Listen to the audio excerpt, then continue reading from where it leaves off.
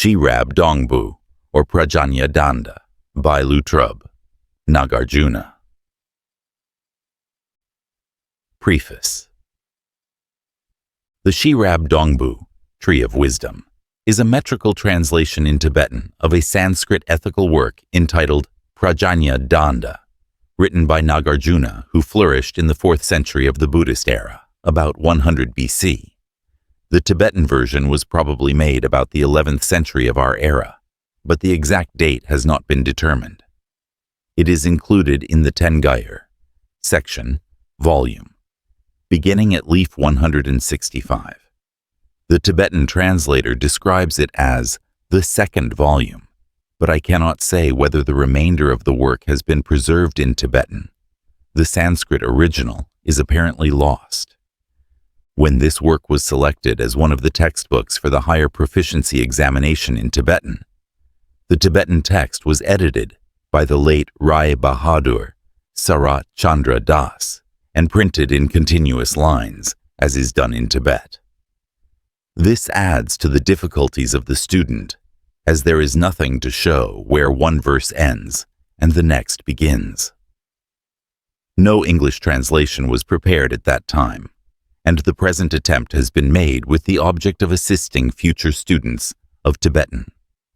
The poem is known by name to the educated classes in Tibet, but few laymen appear to have read it, and fewer still to understand the many obscure passages. In the course of 2 years spent in Tibet, I sought the assistance of monks and laymen in and around Gyantse, but only succeeded in finding one elderly scholar who had read the poem.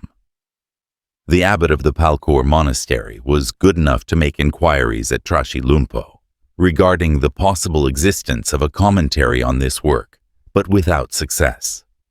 By the courtesy of the Tibetan trade agent at Gyantse, Kenchung Lobzang Chungne Lotsawa, the printed text was compared with the xylograph edition forming part of the Tengayur collection in the Palkur monastery, and a number of errors detected.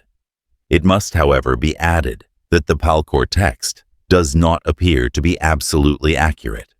All that can be claimed for the present edition is that it is more correct than the earlier printed text. A number of emendations have been suggested in the footnotes. Rai Bahadur Sarat Chandra Das remarked in his preface that the Shirab Dongbu was largely quoted by Tibetan authors, but it is hardly quotation in the ordinary sense of the word. Later writers have borrowed many of the sentiments and sometimes entire lines, inserting them in their own compositions.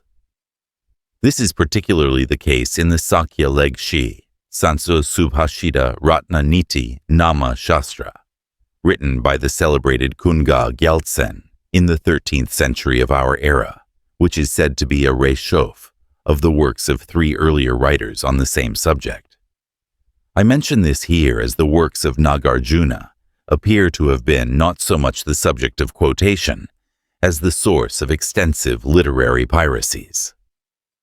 The present translation was made at Gyantse, but the number of passages to which no clear meaning could be assigned by the Tibetans was so great that I was in doubt whether it would be possible to proceed with publication until I came to Gangtok and obtained the invaluable assistance of Kazi Dawa Samdup, headmaster, Bhutia boarding school.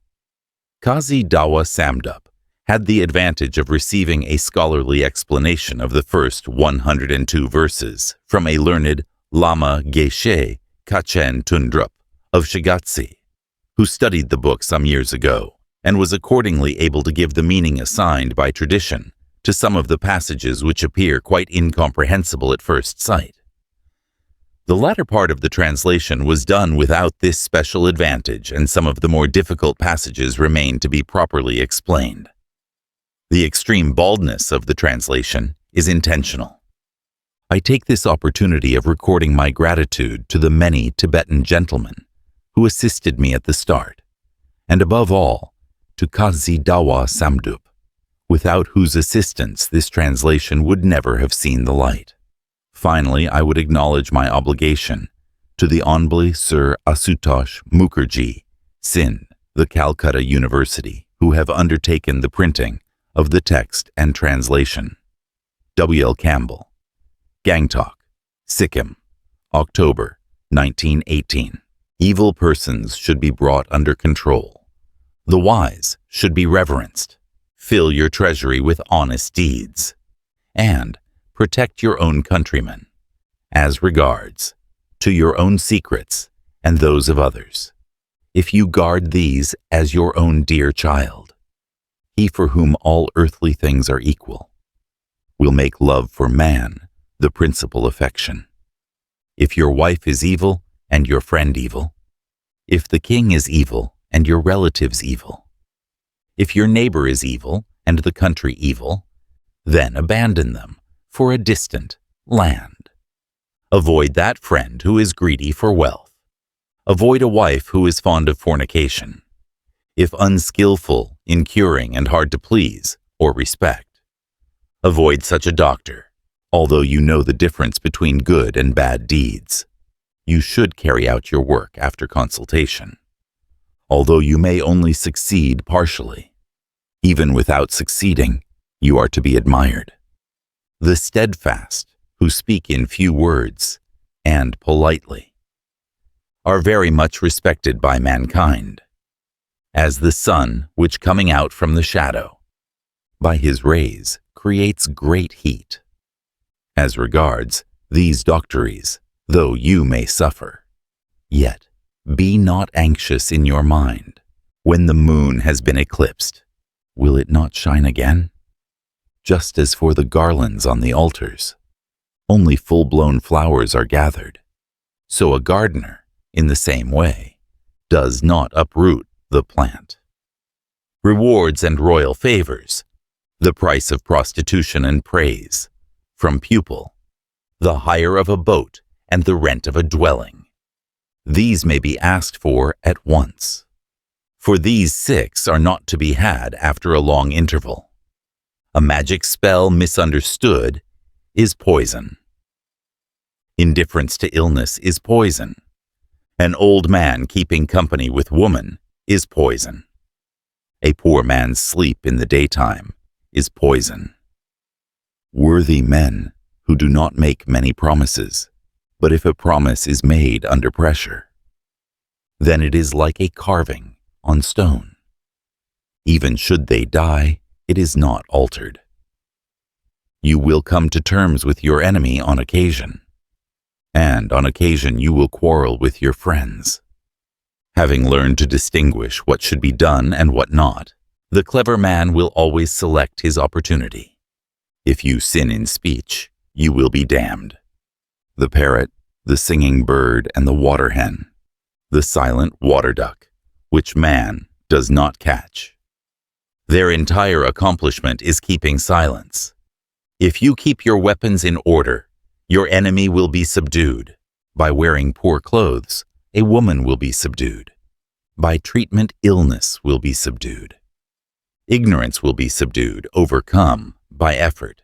Keep your resolves to yourself as a secret, like the body which lies, hid in the mud, if it were not that the sprouts attract attention. Who would find the lotus root? Although it may become perceptible, still a non-existent substance, reality, will not be mentioned.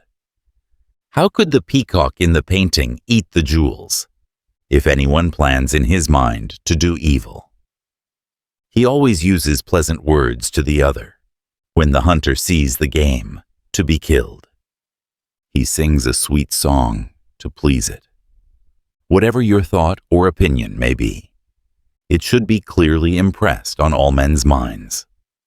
They are thus brought under your control, as by the wish-granting gem. It is easy to live by carrying the loads of others. It is easy to dress in tree bark in the forest. It is easier for men to die than to spend their days in quarreling. The root principle of mankind is not to quarrel. What would you do with wealth obtained by quarreling? What would you do with wealth and life obtained by pride and the suppression of good? He who undertakes work which he cannot carry out who vies with the multitude and disputes with the powerful, who lets a woman know his thoughts.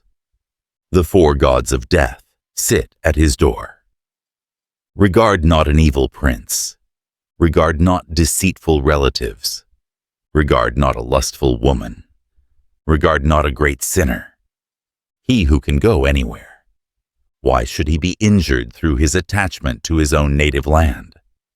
The evil man says, "It is my own well," and saying thus, drinks the brackish water. A highly learned man has two forms of felicity. Either he will abandon all earthly interests, or else has much which could be abandoned. He whose glory has left him, and whose efforts have become meaningless, when a holy man becomes impoverished in this way, he is unhappy except in a forest. The career of a holy man is of two kinds, like a flower waving its head, which is either honored by all in the world, or else disappears alone in the forest. Life, which perishes naturally in a moment, has this as its essence. As your actions and intellect are undeveloped, remain modest in society. An anthill increases by accumulation. Similarly, eye medicine is used up by distribution. The to be feared grows less by association. That is the thing to understand. The anthill and honey, the waxing moon up to the full, the possessions of kings and beggars, increase by gradual accumulation. Do not be excessively covetous. Great greed entails punishment if you are stultified by excessive covetousness. You are like the fox that was killed by the bow. He who always pursues the man who can do something for him, and pays no heed to the man who has done something, is like the wicked man whose ear was filled with curds. Such a one has stolen that which was guarded. O Karna, evil-minded like curdled milk, you have conquered what you should have protected. Do not go in search of excessive fame. Judge honestly for yourself. By the fall of the bell fruit into the water. See, the forest was deserted. Do not say things which hurt the feelings of others. Do not speak in a very injurious way. The good man and the armed enemy become known, even if the son of his enemy speaks sweetly. The wise man is not indifferent. As a poisonous leaf is extremely potent, irresistible, it will cause injury at any time. Whosoever does benefit to his enemy, with straightforward intention, by so doing all enemies will arrive at the state of folding their hands in devotion, in desiring to injure your enemy. Praise his inherent good qualities. What do evil thoughts of injury do? They injure you and not your enemy. Be firm with the unruly, not with mildness, but with suitable harshness. If the children are not diligent, does not the beneficent Father threaten punishment? As long as you watch the way, as long as your steps are steady, as long as your wisdom is unimpaired, so long is there profit for you. If you are always seeking your own advantage, what is the use of remaining among the multitude? There exists no means whatever for making all beings rejoice exceedingly. To seek from others and yet wish for good food, to spend your life in begging and yet have great pride, to be ignorant of literary works and yet wish to dispute. These three make you ridiculous to others. The fire which burned the forest became the companion of the wind, and that same extinguished the fire. So has the weak man no friends, not doing harm to others, not bowing down to low people, not abandoning the path of virtue. These are small points, but really very many.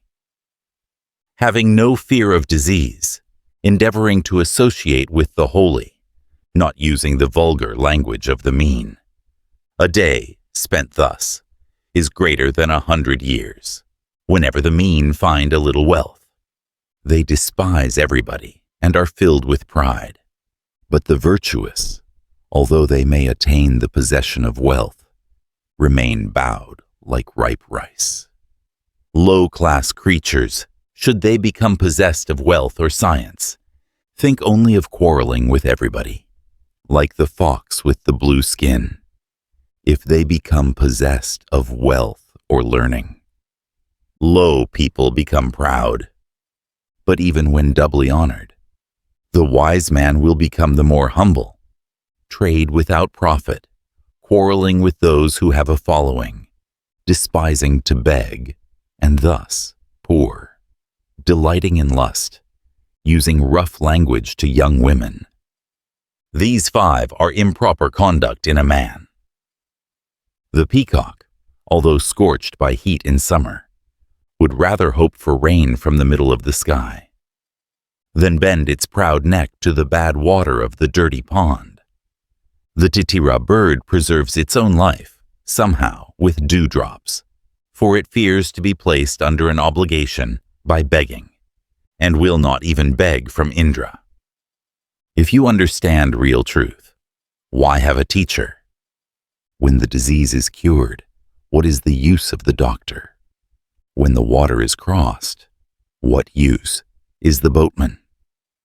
What use is a sorcerer to a man without passions? As long as an evil man is weak, so long is he naturally good, like the waters of a river in autumn, which can be easily crossed by everyone, where store is made by the mouse, where the cat guards the butter, and the crow is the director of ceremonies.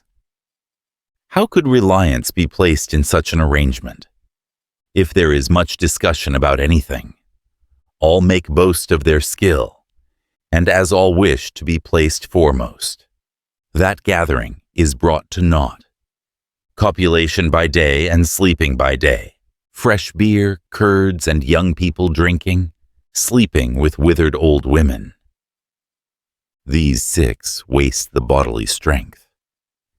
He whose anger causes no fear, who, when pleased, can confer no benefit, who can neither destroy nor subjugate. What avails the anger of such a man?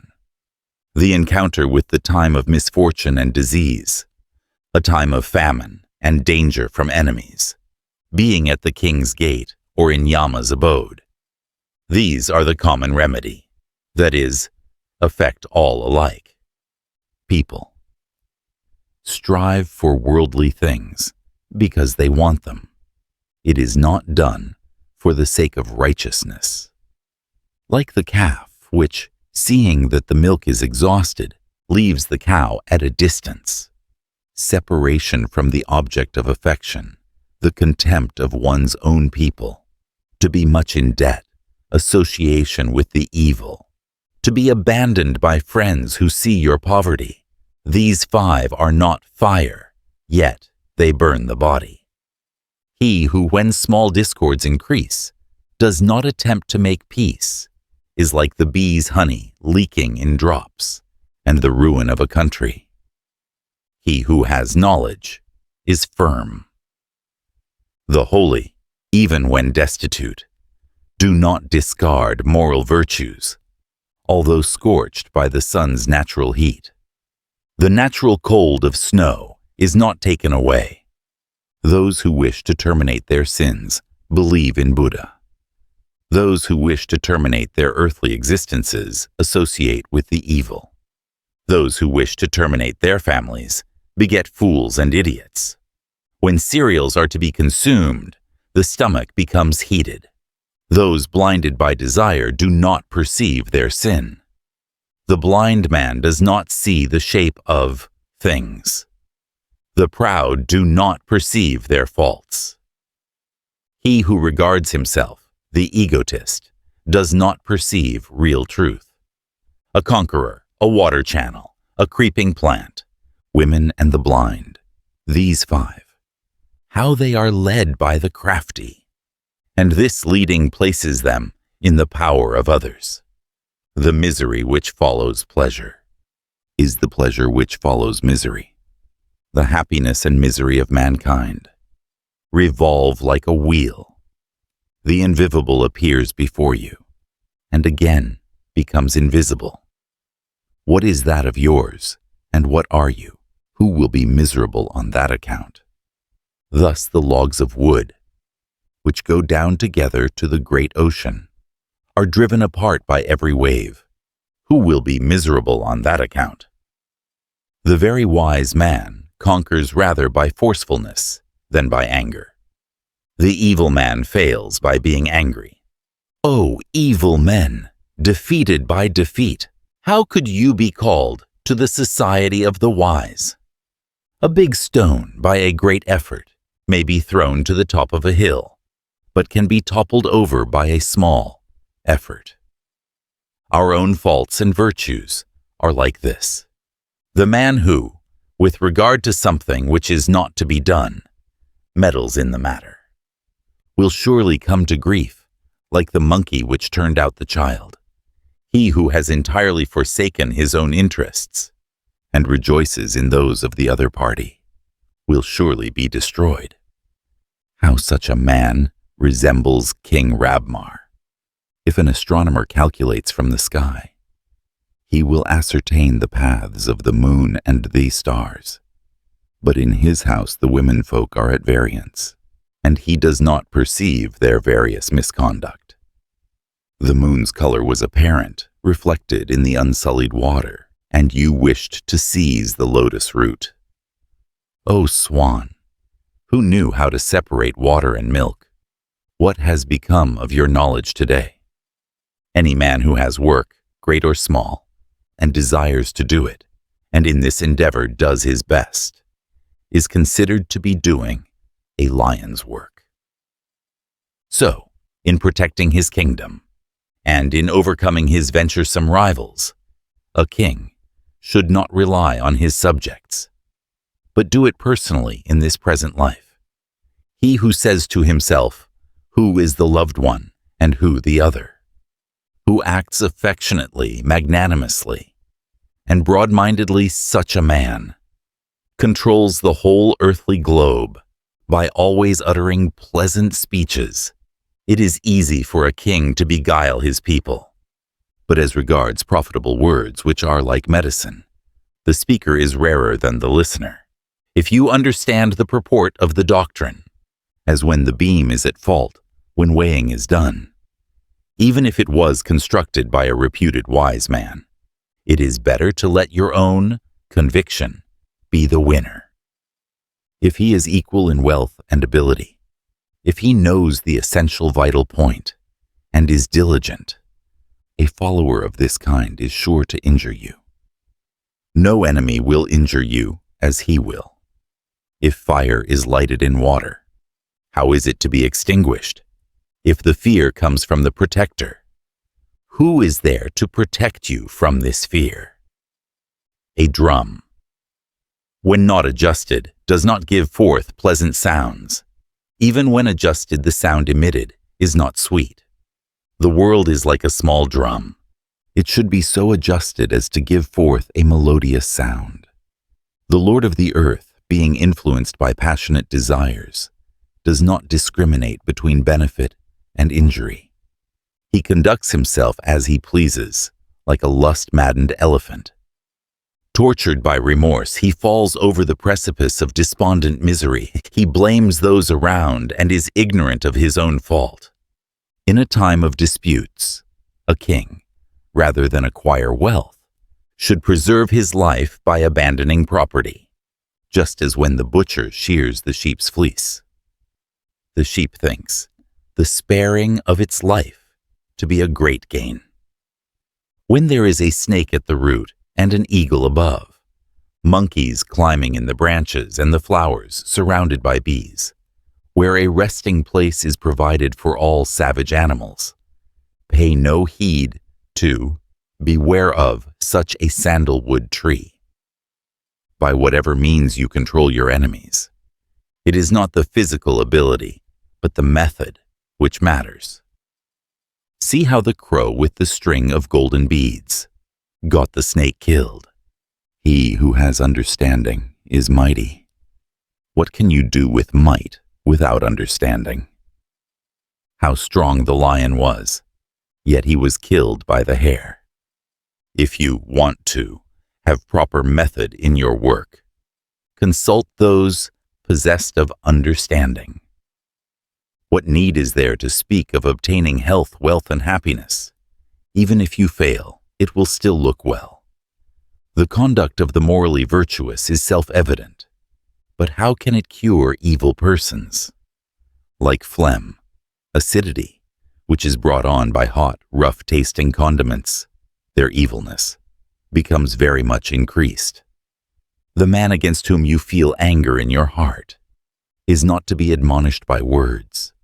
Catch your enemy by the feet and then admonish him with the weapon of words. In as far as danger has not been encountered, in so far is danger to be feared at the time of real danger. It should be vanquished like a mistake, which is acknowledged. As regards one who has imbibed the truth, is it clever to impose upon such a man? When a man is resting on the bamboo, when a man is resting in the embraces of a beautiful woman, what is brave about killing him? Even when young, rejoice in the intense tranquility of the old.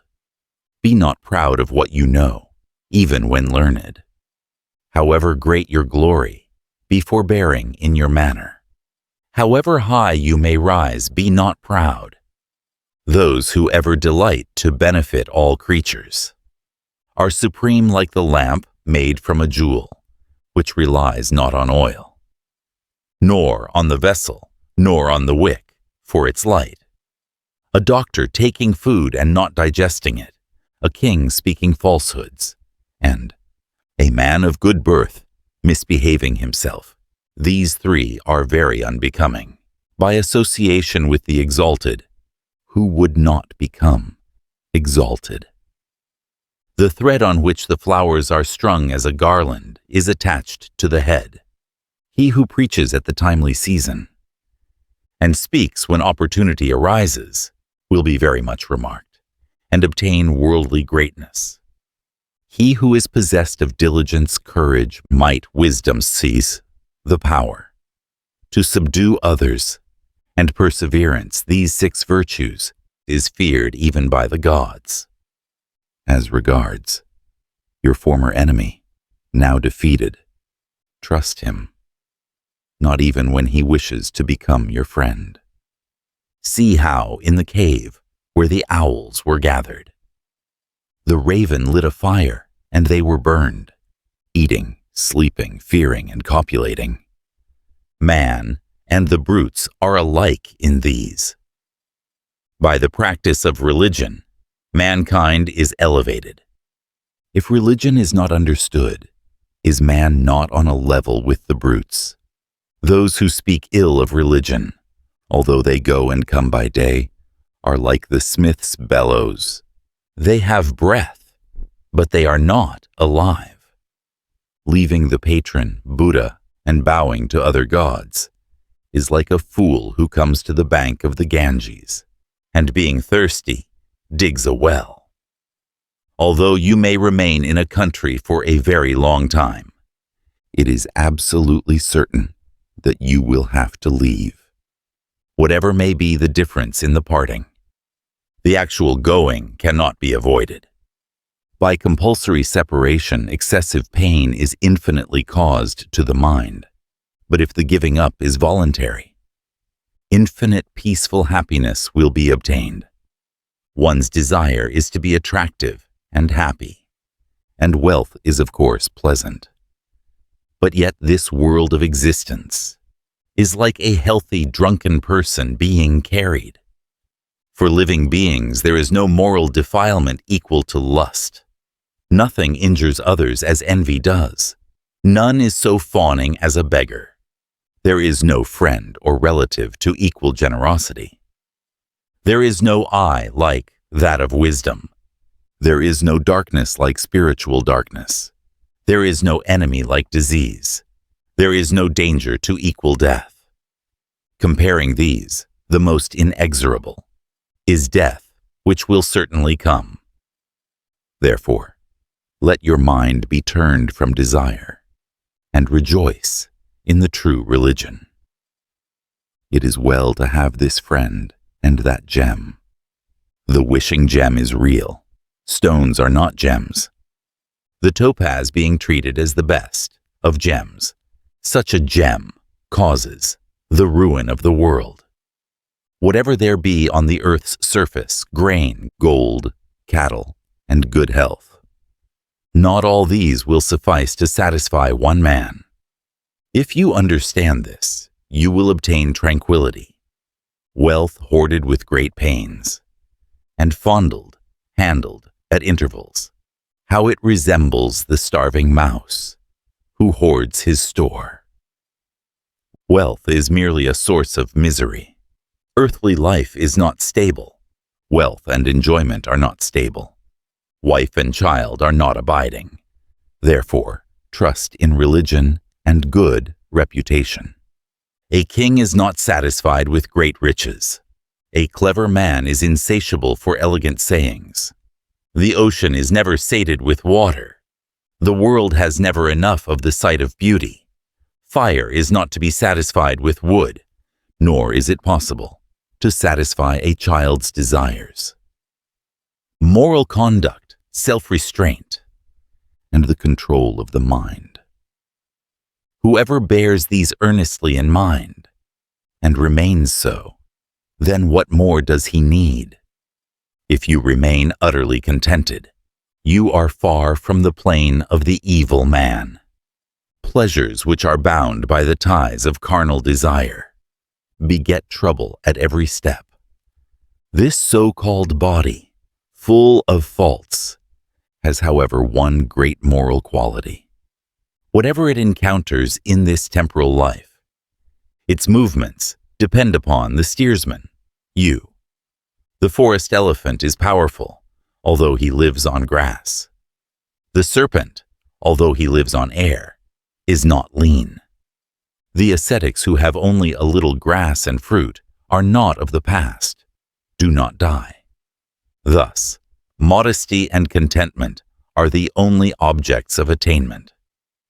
Where is the solitary retreat where there is not vegetation and dustless water?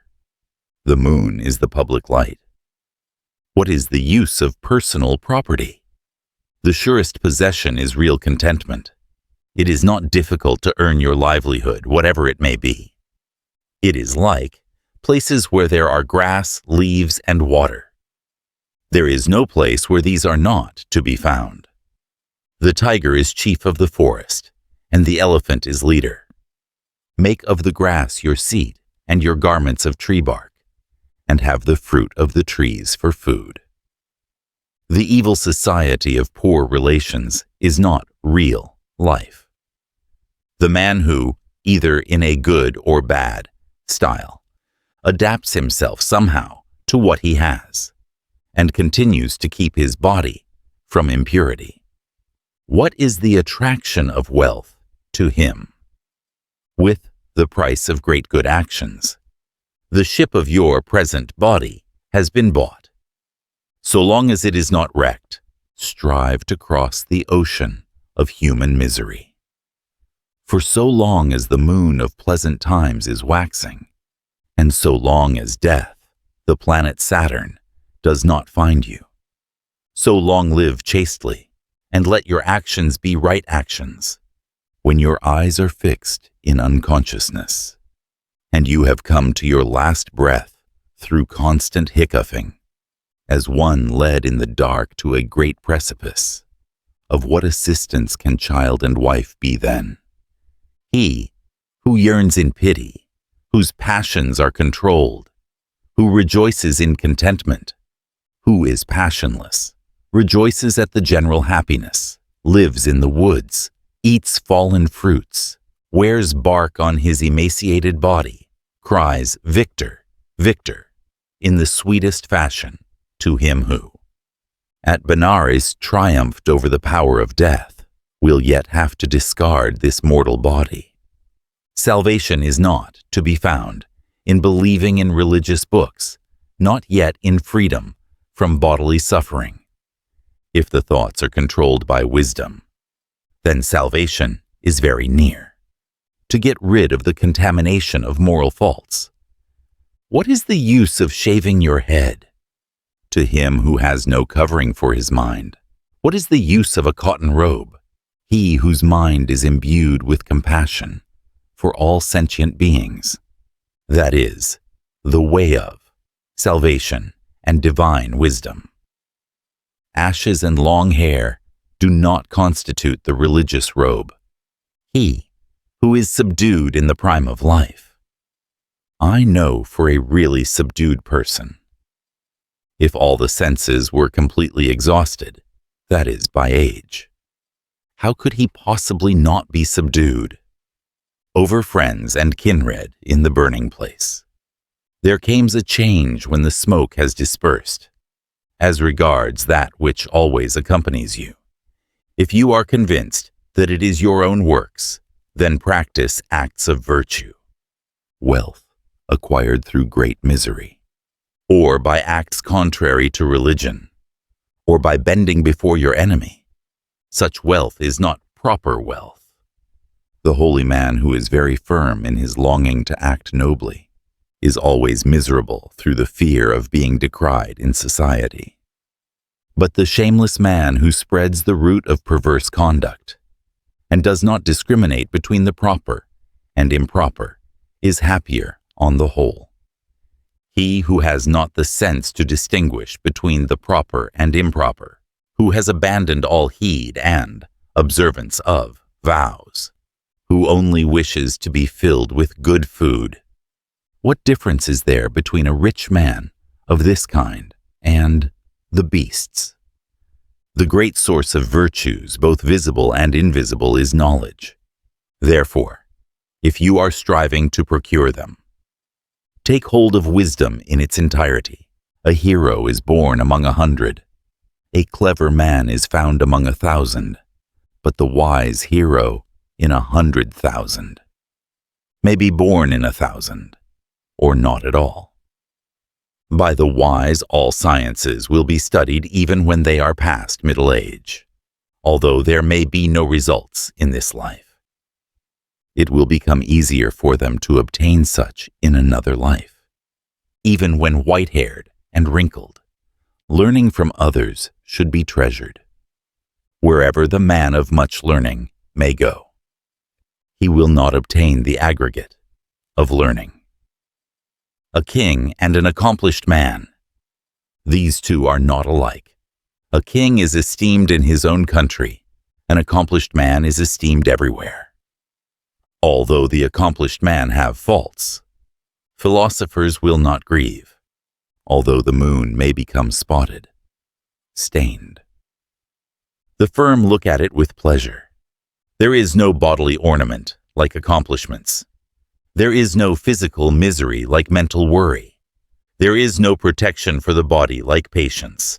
There is no relative or friend to equal charity, although the holy man may live far away. His virtues act as a messenger through sniffing the perfume of the kitaka, flower. The bees are attracted themselves if you are persevering in virtue. What is the use of your haughty attitude? The cow which has no milk, even if a bell be attached to it, will not be purchased. Our existence is short, but science is of many kinds. We may estimate life, but we do not know how long it will be. So, like the swan which separates milk from water, devote yourself to whatever you undertake. Although many large stars are gleaming, and the moon too shines as an ornament of the earth, yet, whenever the sun sets, it becomes night. Except for the sun, there is no meaning attached to the terms east and west. On whatever it shines, darkness is dispelled and light produced, the shining of the sun being supreme. What is there in the shining of the other? bodies.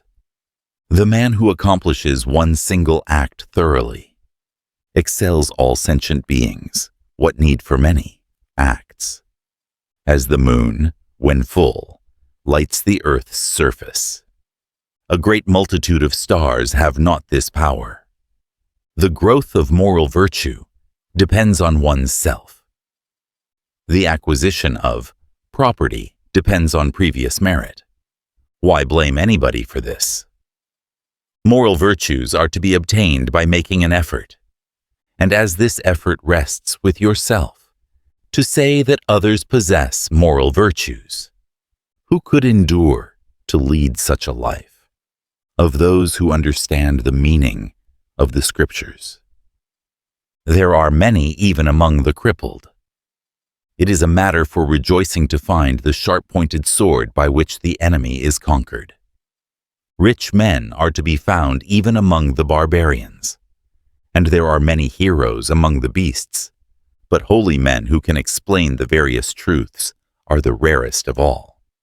There are not sandalwood trees on all hills, nor does one get pearls from all elephants. The learned who can explain the meaning of the real are not to be found everywhere. Real truth is a virtue to the talented, but a harmful thing to those without talent. The water of the river is very free from impurity, but, entering the ocean, it becomes undrinkable. The cultured delight in culture. The uncultured find no pleasure in it. The bee is attracted from the forest by the lotus. The frogs, although living together, are not thus. The fame of the sagacious increases among the sagacious themselves, as valuables among experts, and heroes in battle. The swan does not look well in an assemblage of hawks, nor the horse among the donkeys, nor the lion among the foxes, nor the clever man among fools. That which is placed on their heads, that is respected by the great, may be considered merely as a basis by the vulgar, as the shorten to which the learned bow is used as a seat by the crows, though possessing it themselves unproclaimed. While others have it in small measure, holy men delight in such moral virtue. How remarkable is such conduct! The virtues of the omniscient are comprehended only by the omniscient. The exact weight of the earth is known only to Taya SS. If people mutually advertise each other's virtues, even he who possesses none will acquire them. But he who proclaims his own virtues, even were he Indra, would not be respected. There where the possession of learning is not respected, why should the learned man go thither? In the city of the naked Janus, what would the washerman do? Alas, this stupid world has not obtained personal independence, that is, initiative, but following, imitating the doings of others, is lost in the vessel of the unobstructed, disappears like a lump of copper in a vessel of molten copper. Of the two, the buffoon and the clever man, to the fool the laughter maker is superior. The buffoon acquires wealth, but the learned man goes empty-handed, by means of various records of profitable meaning. The sage passes his time, the indigence, consequent on, abandoning religion, may be acquired even in sleeping.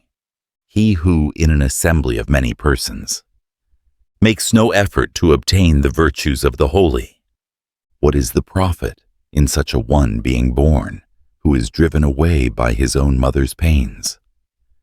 The way of the wise man is knowledge. The way of the cuckoo is a sweet note. The way of the ascetic is patience. The way of a woman is perversity. Astronomy itself and doctrinal principles, the eagle spell and the repeating of spells, of these, the essential meaning should be seized. Do not analyze the sound, of the words, knowledge contained in books, and wealth procured from others, when the time for needing them arrives, are neither knowledge nor wealth. The accomplishments of the teacher of the arts are but accomplishments for earning a living, but the study of the termination of earthly incarnation, why should that not be the accomplishment? To no man without due scrutiny should sound advice be given. See, how for only giving a place to a monkey. The man was made homeless. Some devote themselves to speech, preaching. Some gain their object without speaking. The reed flower has no fruit. The walnut has both flower and fruit. The fruit of the kataka tree clears all water. But if its name only be mentioned, this does not cause the mud in the water to subside. Although a man may be learned in written works, yet if he does not apply what he knows, he resembles the blind man who even with a lamp in his hand cannot see the road, like the moon which waxes and wanes in having recourse to the holy or impious. A little virtue may be increased, or vast accomplishments may be decreased. It is easier to have a clever man for one's enemy than to be friends with the stupid, unlearned, as in the stories of the protection of the Brahmin by a thief, and of the monkey who squeezed the king's eyes. The clever, the disciplined, the contented, and the truth-tellers, it is better for such to die than to live in the kingdom of the evil, in the matter of a snake's venom and that of an evil man. An evil man is more venomous than a snake, for the snake's venom may be overeome by drugs and spells. But what can soothe the venom of an evil man? Although the evil may be benefited by 100 talents, yet even when happy, they use abusive language. He who is well educated is firm. Although poor as a fakir, he will not abandon virtue. The naturally evil man is like the weighing scales. None. A little thing sends him up, and a little thing sends him down, although smeared with sandalwood, musk, and camphor. The natural strong smell of garlic is not driven out. Although many texts may be well studied, one does not drive out the natural evil in one's disposition.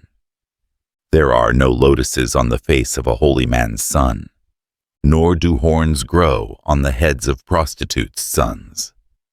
But insofar as there was perversion in the act, insofar is that the essential characteristic of the bastard.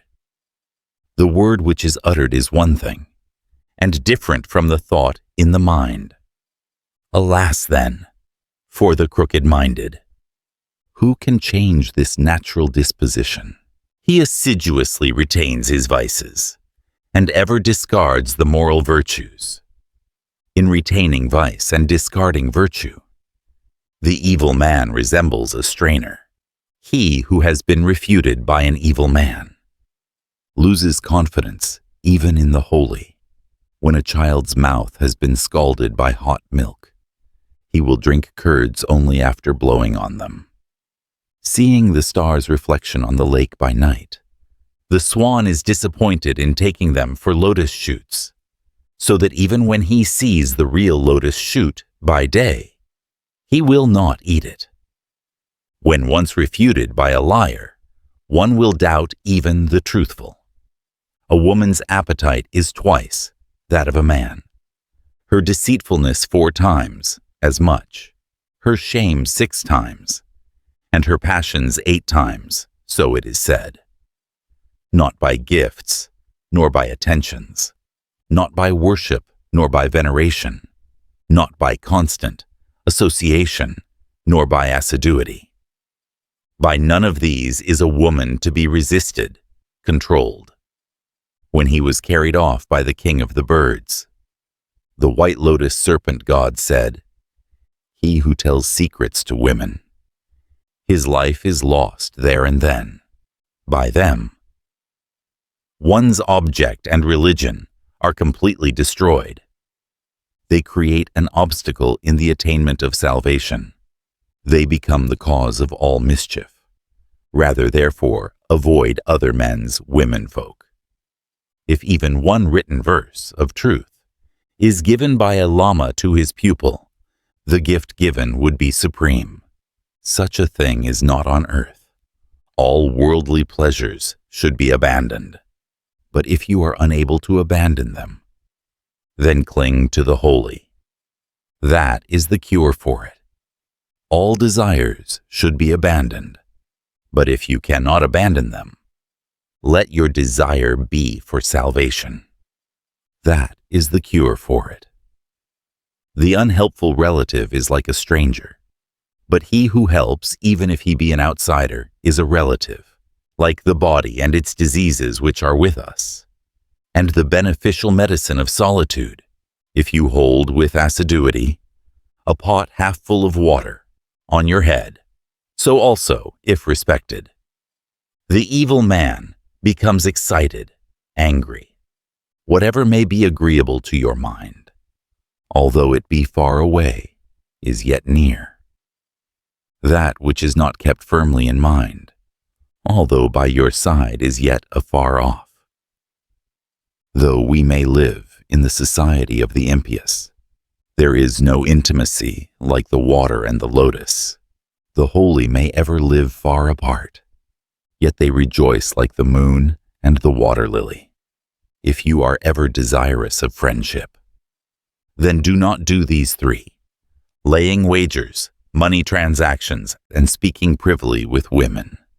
When milk is got from a horn, when the reed flower drops honey, then, when a woman is true, the lotus will grow in dry ground. A man possessed of very little moral merit, even should he obtain abundance, knows not how to enjoy it. Like a dog on a lake of snow, glacier, which, when thirsty, licks with its tongue. Those who do work in this world would not properly carry provisions for the journey without payment, but beggars and the poor, without its being evident, have 100-fold profit in the future. As we have to go, leaving wealth behind, therefore men give alms, as even if you die your property is not lost. Realize that giving alms is like the act of a clever miser, economist. Hesitating to impoverish themselves by charity, the miserly do not give alms, but this, wealth, being the real danger. The learned man distributes his wealth. From your food, why not give about half to the beggars? The desire and the reward which charity brings will be obtained at some time. Although you may get no results from your actions, still do not be grieved, for you can still give alms from what you possess. Leaves, flowers, fruit, water, and medicines, all these can ultimately be rendered inimitable by the power of mental dedication. As regards wealth, which is devoid of charity and enjoyment, neither given away nor enjoyed, to be the owner of such wealth is to err. For although it is your own property, why are you not the owner? Why don't you use it? Further, this is the place, lit earth, for action. The beyond is the place for results. Whatever may be done here, that same will certainly be enjoyed there. That is the fruit. The wealth, rank, beauty, and health of others. Why be grieved in seeing these here, below? If you desire these, is not the getting of the fruits of work from the seed of virtuous action applicable to you too? If you have possessions and do not distribute them, What is the use of keeping them by you? The fruit of the kimpaka may grow, but what is its use in hunger? Whoever gives alms which do not harm others, his various resulting pleasures will neither be carried away by water, nor burned by fire, nor stolen by thieves. Such possessions will never be utterly destroyed. He who does not try a remedy for the disease of hell, that is of the going to hell, when he reaches the place where there is no medicine. What will he do, he and his disease? Holy men are seized by the snake of words which comes from the pit of savage men, as a means of allaying this poison. Drink the medicine of wisdom and patience. Although you may kill all your life long, you will not exhaust the number of your enemies. But if your own anger be slain, that is to slay the real enemy. The mighty are not amenable to reform. Therefore, why exercise patience with them, with those who are disciplined and peaceful in conduct? What necessity is there for patience? If you are merely angry owing to an injury, then why not be angry with anger, which obviously destroys religious aims and salvation? He who, having seen the excellence of others, is afflicted by disturbance in his own mind, will not gain even a little of the truth. Such a being destroys his own merit. Let all hear this moral maxim, and having heard it, keep it well. Whatever is not pleasing to yourself, do not that unto others. As regards the leaving of this mortal life, who is not clever in knowing and speaking about it? But when it comes to practicing what they preach, those who know would be considered wise among the sages. Property is unstable, and youth perishes in a moment. Life is like being ever in the grinning fangs of death. Yet mankind delays to obtain release from this world. Alas, the conduct of mankind is very surprising. He who has a good intellect but is lazy, such a being will not become exalted. He is like a youthful writer who makes his calculations in the dust. If all these human beings could perceive the god of death on their own heads, even in food there would be no flavor. What need to mention other things? The god of death does not wait to ask whether your composite works are completed or not. Therefore, do tomorrow's work today and the evening's work in the morning, so long as you are healthy and produce a harvest, which is not ruined by the great hail of disease, and so long as your intellect is in your work. All this is the time for heeding religious doctrines. What are wreaths of flowers to donkeys and cattle? What is delicate food to quadrupeds and pigs? Light to the blind, or songs to the deaf? Of what use is religious doctrine to fools, so long as one is not ambitious? For so long will one's accomplishments be great. If great ambition be entertained in the mind, how can moral attainments be controlled? So long as a man does not beg, even when the time comes, for so long is he styled a glorious ascetic, brave, clever, of high rank, and manly are the terms used of a man until he begs. The first inventor of anything. How very wonderful, admirable he is. The watermill having been made can be managed even by a girl.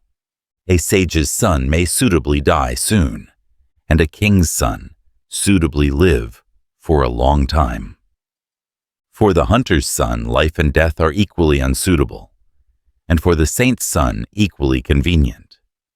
Then let that which exists in the beginning, for the purpose of increasing man's understanding, let the elegant classics be expounded by the man who understands the doctrines, words of the nature of elegant sayings, should be collected as far as convenient, for the temporary but supreme gift of words. Any price will be paid. The student of science, the hero, and every beautifully formed woman, wherever they go, acquire great fame there and then. A scientist and a king are not to be compared in any way. The king is esteemed in his own country. The wise man is esteemed wherever he goes. He who is handsome, youthful, accomplished, and born of high caste, yet, like the flower of the violet-lac tree, does not look well when separated from his caste. He who has a body but is devoid of learning, even though of good birth, what use is he? In the world, reverence comes from learning. From lack of learning comes destruction. If you desire ease, forsake learning. If you desire learning, forsake ease. How can the man at his ease acquire knowledge? And how can the earnest student enjoy ease? He who is no friend of knowledge will always be in misery. He who is a friend of knowledge will always obtain happiness. What country is foreign to a sage? Who is hostile to a pleasant speaker? What load is heavy to a man in his own home? What distance is long to the energetic? Since he who gives has friends, the summit of the king of mountains is not too high. The earth's profundities are not too deep, and even when sundered by the ocean, it is not beyond his reach. The superior man who has yearned from books only, and has not studied things from many standpoints, resembles a pregnant girl of loose morals. He does not look well in an assemblage. He who scorns the spiritual teacher, lit Lama, who has given him even a single letter, will pass through 100 dog incarnations and be reborn of low caste. To whomsoever a single letter is given by a Lama as to a pupil, whatever he may hand over in payment, there does not exist sufficient wealth on the earth's surface to repay this. He who brings one up, he who imparts elegant learning, he who imparts science, he who feeds one and gives fearlessness. These 5 are declared to be like fathers. The wife of a king or of a minister, likewise the wife of a friend, a brother's wife, and one's own mother. These 5 are declared to be like mothers. Counsel given to fools excites but does not pacify them. He who pours out milk for a snake is only increasing its venom. The fool, who is really a 2-footed brute, should be specially avoided. For like the unseen thorn, the pain of his words hurts. If a fool sees a fool, he is more refreshed by this than by sandalwood. If he sees a one-earned man, he regards him as a parricide. As regards benefiting the evil, whatever you may do, they are not grateful. But if you do even a small service to a holy man, for this he is yours to command for life. All the doings of fools are like ripples on water quickly effaced. The doings of a holy man are like a carving on stone. They may be small, but they are permanent. Though the evil man may speak sweetly, yet he is not to be trusted. The peacock has a sweet note, but for food it eats powerful poison. Alas, the evil man and phlegm, mucus, are really alike. By mildness, they are excited, and by roughness, astringent, they are soothed. An evil man, gold, a drum, a wild horse, women and cloth, are controlled by beating. These are not vessels for elegant doings. Association with the evil man is unbecoming, whether he be pleasant or obnoxious. As with a dog, it is unbecoming whether you play with him or let him lick you. Wildness is worse than a serpent. A serpent's venom can be assuaged by drugs and spells. Wildness is not to be assuaged by anything. The sins of the unruly, undisciplined, leave their mark on the temperament. Whosoever mixes with the unruly becomes even more unruly than they. Even without noticing his father's conduct, the son imitates him from the kitaka tree. One does not get the karura fruit. If my father, mother, own brother, and wife imitate me, in whatever sin I commit, it is as if they had committed it. This earth, the mighty ocean, and the mountains are not a burden, but he who is ungrateful is indeed a heavy burden. He who stays in the society of those of good moral behavior rejoices to benefit all evil spirits, elementals. Although Yama is the destroyer, yet wise men praise him very much. In the society of the clever, the disciplined, the contented, and the truthful, imprisonment is a superior state. The sovereignty of the unruly is not thus. Intimacy in the society of the holy, conversation in the society of the learned, and the friendship of the unselfish, these will cause no regrets. Although for a very long time, you may not perceive the misery caused by sin in this world and the other world, yet bring your mind into harmony with religion. Although a thing may afford you mental enjoyment, yet, if the full fruition is to be injurious, how can it be right? If anything upsets your health, how could it be right to eat such a sweet dish? That which hurts but is profitable is drunk by the wise like medicine. The result, attained afterwards, becomes in itself incomparable. If a learned king summarizes the meaning of this book, in the beginning, the middle, and the end, it will be found to be not otherwise than stated. When the ocean shall be no more. It may be crossed in the middle, so they say, whether holy men exist or not. We should not transgress the moral codes.